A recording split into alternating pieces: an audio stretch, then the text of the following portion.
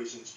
First of all, when you have a chronically high insulin level, you just tend to hold more fluid, more water in your body, and that's going to increase your intravascular volume, and that's going to increase your blood pressure.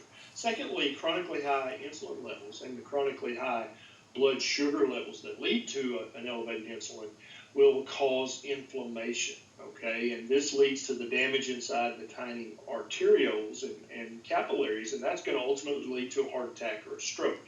And so you've got to work on lowering your insulin level to as low a normal level as you can get. That's going to protect you from hundreds of complications as you go through life, but it's also going to lower your blood pressure.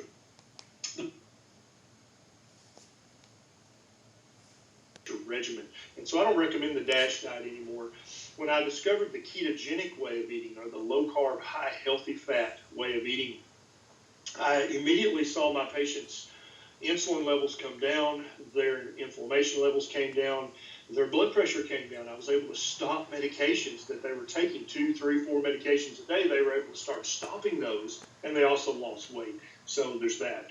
But the ketogenic way of eating, or the low-carb, high healthy fat way of eating, is the best way I have ever found in my years of medical practice to lower an insulin level to a low normal level, which is going to reverse hypertension or high blood pressure, and also diabetes and all kinds of other stuff as well.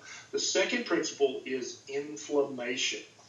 You do not want chronic inflammation in your body. This is going to lead to all the damage that leads to all the secondary bad outcomes. But it's also going to keep your blood pressure high, okay? And then once again, the ketogenic way of eating is the most uninflammatory diet that I've ever used personally or recommended to my patients.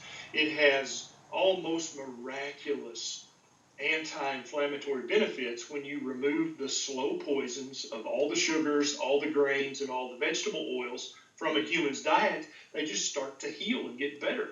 And they lower their insulin level, which gets rid of all the extra fluid. That lowers the blood pressure. They also get rid of the chronic inflammation. This can be inflammation in their gut, in their brain, in their joints, or many, many other places in the body, including those tiny arterioles that feed the heart, the brain, and the other vital organs. So lowering the inflammation is vital. You have to get inflammatory things out of your diet and out of your life. Anything that chronically inflames you is bad, and you need to get that out of your life, okay?